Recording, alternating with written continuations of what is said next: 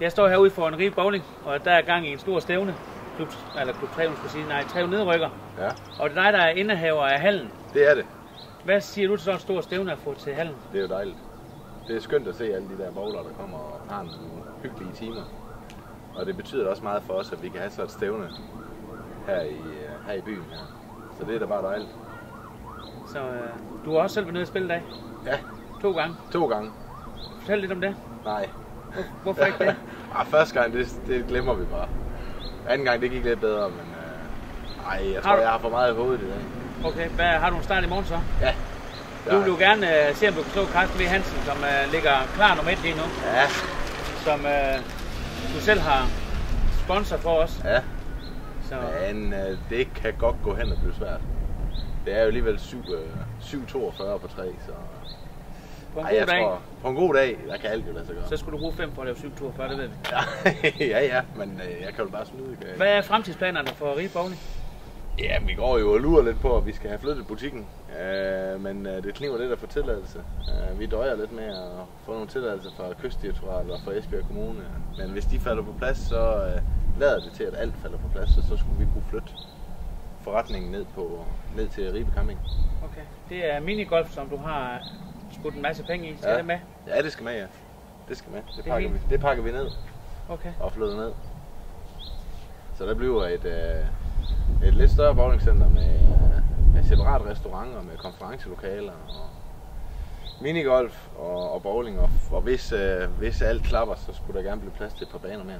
Så vi kan holde endnu større stævner. Så at sige, næste år kan vi, eller om 2 år, hvis det hele går på plads, så kan vi få endnu flere starter? Ja, helt sikkert. Så skulle vi gerne komme op enten på 12 eller 14 baner. 12 eller 14? Om det hele klapper. Så, du også selv spiller på Ribe Bowlingklubs første hold. Ja. Hvordan synes du, din sæson har været? Den har været lidt svingende. Jeg har ikke spillet i en årrække, hvor jeg ikke har spillet turneringsbowling, så er jeg startet op igen. Der har været nogle gode dage, og der har også bestemt været nogle dårlige, men jeg ligger der rimelig pænt til i snit i hvert fald, men det kunne godt have været lidt. Hvad er målet for næste år? Jamen, det må helt klart være, at vi skal rykke op for den Jyllandsserie. Det kan ikke passe andet. Vi var så tæt på i år. Så næste år, der vil mene, der kommer nogle spillere op fra ungdomsrækkerne, som kommer op og spiller senior. Det kan kun styrke førsteholdet næste år. Så næste år, der må det være en oprykning, der skal spille. Så vil sige, hvis guldet ikke kommer næste år, så er det en skuffelse? Ja, det vil jeg faktisk sige. Okay. Tak for interviewet. Det var så lidt.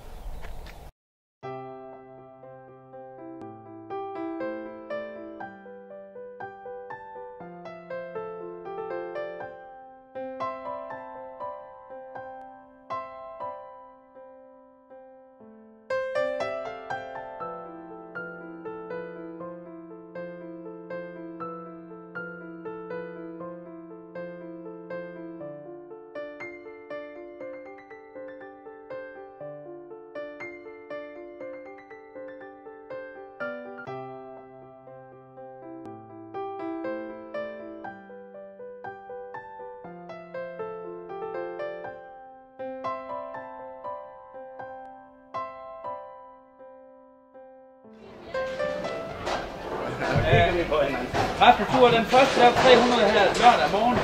Så har vi en lille ekstrapræmie på 250 kroner. Så dem er jeg overrækket. Lykke med. Tak for.